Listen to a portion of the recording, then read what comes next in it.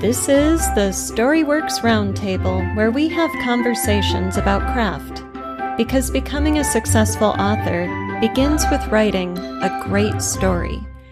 Hello and welcome to this week's Storyworks Roundtable. Today, Kathryn and I are talking about one of my pet topics, perhaps. I won't say it's a favorite, but it is one that I find myself discussing with coaching clients frequently, consistently over the years. It's a big one. I've done writing tips on it. People who have heard me talk or who I've coached know this phrase, and it is nicey-nice. It's what I call it when writers are writing a story in which all of the characters are just too darn nice to each other. Everyone resolves everything pleasantly. Tension is low. Things are just kind of humming along, and it's the way we want life to be. We want everyone to be nice and pleasant and friendly, and we want troubles to resolve without huge explosive conflicts. But even in the most character-driven, contemplative, nuanced story, you still need friction. You still need tension. Yeah. So, all right, I'm going to toss it to you, Kathryn. What do you? What's your opening thought on nicey-nice? We can pin that label to my head, and I can wear it for the rest of the day. I think my biggest problem is I hate stupidity. And because I hate stupidity, I tend to lean into the nicey-nice because I don't want my characters to act in a way that is so stupid in order to create conflict. And so I lean too far the other direction. I hate this in sitcoms. I hate this in movies. I hate watching characters make stupid decisions that then leads to conflict. It just makes me go, ah! So instead of doing that, I then make my characters too perfect or too nice or too reasonable. Rational. Reasonable. Exactly. Yes. They leave their emotions at the door and they walk right into the scene with a perfectly logical explanation for why everything happened, and therefore they can forgive the person the second that they make the error and then move on, which of course doesn't happen ever. That's often not real life, and it's definitely not what we want in fiction. But you raise a really great point, which is, on the one hand, you've got the too nice, too rational, too thoughtful, too considerate. On the other hand, you've got stupid. So the challenge here is to get your stakes and tension without writing stupid characters. Right. Or writing a smart character who does something out of character in order to create the problem. Yeah. Because it's like, what problem you need, and getting there needs to be, it needs to be in line with the character that you're writing. And if you're not writing a stupid character, then you can't make a stupid mistake. Well, and this is where your character's flaws come into play. And, a lot of times I see manuscripts in which the writer has all the right material moving in the right direction, but then they just don't work it. So, if a character is driving her best friend and she runs a red light and there's a near accident, and then afterwards the best friend is like, well, I was antagonizing her in our conversation and that made her mad, so she got distracted, so it's not really her fault. We nearly had an accident and all's well that ends well. Right. That's not going to be as exciting and compelling a scene as if your best friend starts yelling at you and jumps out of the car and slams the door and won't talk to you for a week. And, it's not a stupid reaction. It's not an out of line reaction there to be all shook up and to be upset and to react. Right. So. Right. There's a difference between reacting and a stupid reaction, for sure. Right. And I think irrational actions can be like a really good basis for conflict that doesn't have to be stupid. They can act irrationally or out of their emotions or out of whatever is happening in that situation. differently than maybe other people would, or you can push the boundaries. I love this in fiction where you can push it further than maybe somebody would in real life. Yes. Like maybe in real life your best friend wouldn't get out of the car because they really need that ride to the airport, or whatever. But like in fiction, they can get out of the car and you can leave them there, and you can have that a little bit more pushed boundaries a little further than maybe you would in real life, which is what makes it fun, and what also makes us go, ooh, what happens next? Because you want to know that conflict, how it's going to resolve itself. So exactly, it keeps it interesting, and we as writers should. It is our job to go no holds barred and really unleash on the page, because there are no consequences for us as writers in those drafts. We can always cut something if it goes too far, or if it slips into the realm of offensive or ridiculous or whatever. So in exploring the scene and the characters' reactions, let everything be wild and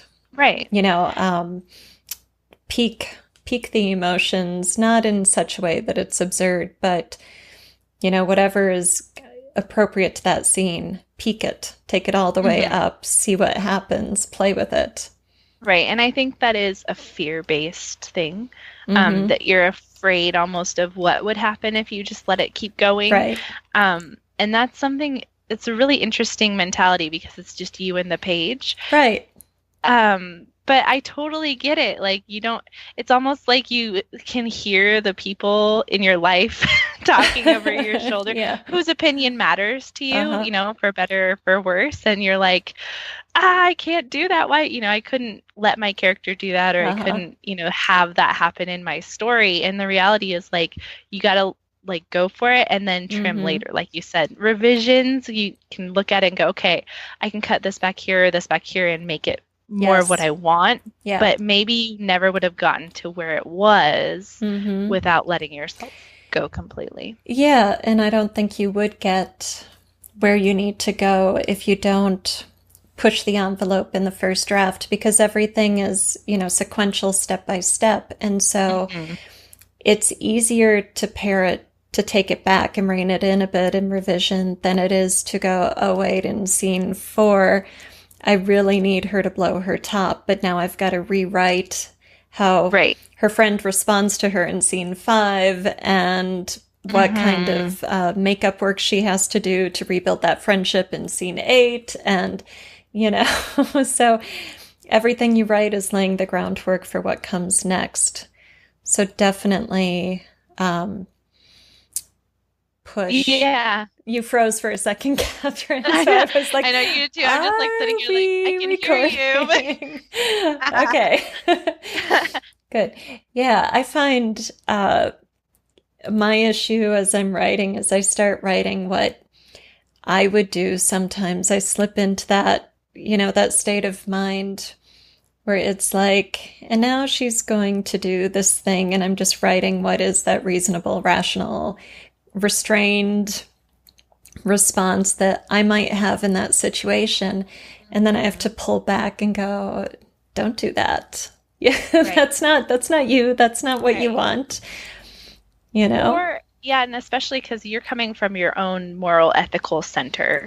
Right. And your character is going to have a different moral, ethical center. It depends on their setting, and, it's that whole how they were raised and who they had in their lives. And, and you do have to have that in your character building. They can't just all be the same moral person that you are. Like, even people who are raised in similar backgrounds have different, centers in terms of how they would react to things. So and taking and also, sorry, I'm gonna keep going, rambling. Yeah, go. Also, you are one step removed from that situation, so you already have the emotional distance, and you have to remember that your character does not have that emotional distance. Yeah. That you are giving. You have yourself as the writer. Yeah. Yeah. Yeah. I love that point. I was just writing Jess into a scene with Victor, the police officer who wants her help on a case, and she doesn't want to give the help because she wants to be done with ghosts and paranormal stuff. And I realized when I went back to look at the scene that it was too nice. And I really needed her to offend Victor and to be horrible. You know? Yeah. Because we need that much trouble to keep the story going forward. We need the reader to go, uh-oh, you know. She's right, like, she's whoa, she's Jess, gonna blow that. Don't blow it, Jess. Don't go there. Right. So yeah, and I wish I had written it that way the first time around. It would have been a time saver. Right? The rewriting. Oh, the rewrite. Yeah, totally. I hate the rewriting. I end up rewriting more than I wish. I think mostly for this reason, actually, the more we talk about it, because I do tend to hold back. I just don't quite go where I think I need to go. And then when I rewrite, it becomes a lot more vivid when you let yourself just go for it. So. Yeah, it does become more vivid and more emotionally engaging. And as readers, there's a cathartic experience. We're living vicariously through the characters. So when the characters do things we wouldn't allow ourselves to do, that's exciting. Or that's it's true. poignant, or it's, you know, deeply touching, whatever it is. Right. Or it makes you angry, or it makes you, it makes you feel something because you are trying in some way to live your life through what they're doing at the same time. So if you've identified a section where you're like, wow, this did not push the envelope, this isn't far enough, like with Jess and Victor, like how did you fix it? Well, I thought of, okay, so I looked at what are her issues right now, because it's not just that she wants to be done with ghosts, it's that she has PTSD and she's drinking too much and she's isolating herself and she's depressed. So when I look at all of those factors and realize she's not her normal, healthy baseline Jess, she's really messed up Jess, she's going to have fewer filters on both what she says as well as her behavior. And, so Victor turns up first thing in the morning on his way to work, so she makes him coffee. But then when he starts talking about ghosts, she starts pouring Kahlua into her coffee mug and fills it to the top, just to kind of show him, just like, right. as a nonverbal expression of how much she doesn't want to work with him. And, that kind of derails his speech about how she can help the case and what good she'd be doing and how it would be good for her to work with her gift and stuff. Because now he's confronted by this behavior that's just, stupid, stupid choice. So he's got to address that instead of continuing with his speech. And then toward the end of their conversation, she makes some remark about the local cops not being able to find a clue if it came out of a certain orifice, which Jess would not say if she were her normal baseline, right, relatively healthy human being. It's definitely an effect of the anger and the depression and everything else. So that, and then as Victor's leaving, he kind of throws over his shoulder, boy, you're burning bridges here, Jess, So it sets us up for worrying about her, about their relationship, about the case that Victor was coming to talk to her about, and how far is she going to go before she hits bottom and can start coming up again. And none of those, the edginess wasn't in the first draft, and those concerns weren't really present in the first draft because it was too reasonable. Right. Which I think the interesting thing that you just said there at the beginning was that you went back and looked at where baseline Jess would have been versus where she was in that. So whether you're looking at in your current, like a one novel arc, or you're talking about a series arc. So she's like over the books gotten worse, like, well, not worse, but you know what I mean? Like her mental state and her emotional states. So like taking a look at your character at the beginning and how they would react versus like, oh, I'm like 50% mark and everything's about to go just hit the pile for my character. Like what's their reaction going to be then versus at the beginning? Because I think we do a lot of our character creation and everything is all pre-writing. And then if you don't take a look at it further in as you're writing, you don't re-look at that character and how they've changed or how they've morphed through the writing that you've done so far, then you don't necessarily have that ability to jump in and say, this is how they would react. Right. Yeah, that's a really good point, because when I did build Jess, when I did her character development, it was before I wrote book 1, so I had an understanding of her history and backstory and who she was entering book 1. But of course, she's not the same person going into book 3 as she was in book 1. And some of that is the evolution of the series arc, but a lot of it is the what's just happened to her. So we also have to keep in mind that our characters' reactions are going to shift away from their baseline depending on what just happened. What is the action of your story right now? What are they confronting and trying to cope with in this moment? Right. You know, and it's good too to think about triggers, what buttons are being pushed, because we all have buttons. And, yes, we do. You know, yeah. So if your character is dealing with one type of confrontation, they might respond rather reasonably, but you give them that confrontation that's the trigger, and they fly off the handle, or at least that reaction is escalated significantly. So that's another way to escape the problem of nicey-nice, is to factor that trigger into the scene. Right. And a lot of times, like, as you're moving your character through your scenes, you're almost creating this like really long fuse. So like your reader knows they're gonna explode at some point. That's kind of part of the tension. Like, you're building that up, like their reactions are sliding slowly, and you're like, your reader's like, oh, something's gonna happen, it's gonna come. Yeah. So like, I've heard people talk about 4 different kinds of anger. So you have like your small fuse, big explosion, small fuse, small explosion, long fuse, big explosion, long fuse, small explosion. And I think you kind of, with your characters, need to just focus on that long fuse, long, big explosion, because you want to have that building of things that are going to cause that explosion, whether it's in anger or sadness or, you know, even whatever that emotional bang, or however the reactional bang. It doesn't even need to be joy, if it's you know, anything, a romantic type story or something. You want to give them the build up to it, so that they have like that they're just moving slowly into this bigger reaction.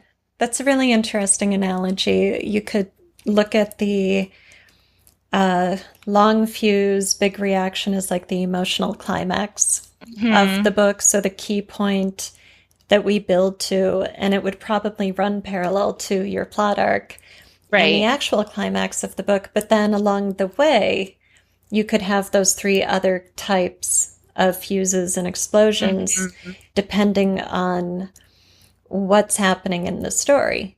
You know, so a trigger button pushing type moment could be the short fuse, big explosion one. Exactly. Something like a really frustrating, irritating boss could be a long fuse, and then either a big or a small explosion. So there's so many circumstances to factor in. And then the fuse would be the metaphor for how you build that tension and how you use the relationships and the events and the emotions to lead up to that bang. Yeah, because you almost want your reader to be able to trace it back. Like, this is where they stopped being rational and they started just piling these little you know, marks against whoever they're going to explode against. Like, oh, there's a mark, and here comes the big you know, confrontation or the big conflict that has just exploded all over the page.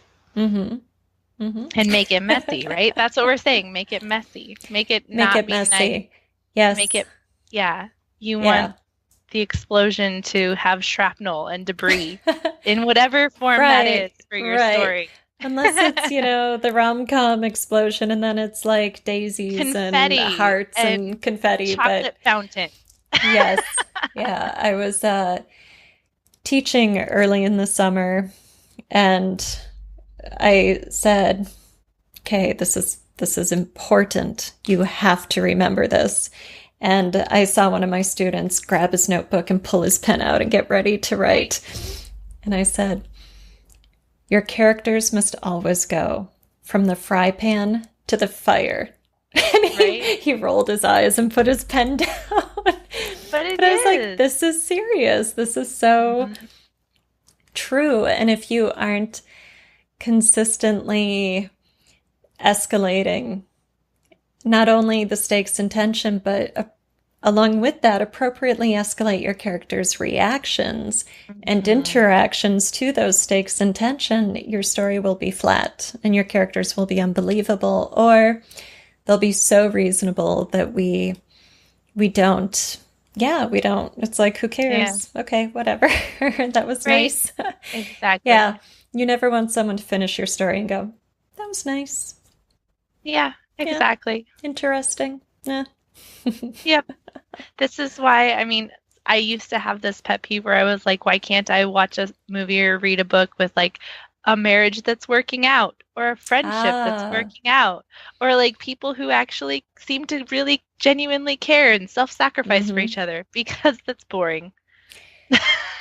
Right. To an extent. You have to have that conflict in there. It can't be perfect. Can't be the perfect marriage. Can't be the perfect friendship. Can't be the ideal that everyone is shooting for. Right. It has to have that friction, the conflict. Right. Well, and those stories are the sitcoms. And we like them because they're light and fluffy and we get a laugh. And, so they push the edge in a different way. They might go to the silly or the, kind of humorous melodrama, or so then those relationships might be good, but there are always things happening outside the relationships that are creating some kind of conflict. Yeah, even if it's light and humorous. There's still always some source of tension. So if it's not between the friends, it's the friends against whatever, against the world, whatever that may be. Yeah, so you just need to go watch some sitcoms to get your fix of happy relationships. If only I enjoyed sitcoms. That's my problem. There you go. Yep. All right. Well, so takeaway from today's show: don't be too nice, people. That's right. Thank you for listening to the Storyworks Roundtable. Find all our shows, show notes, and videos at storyworkspodcast.com.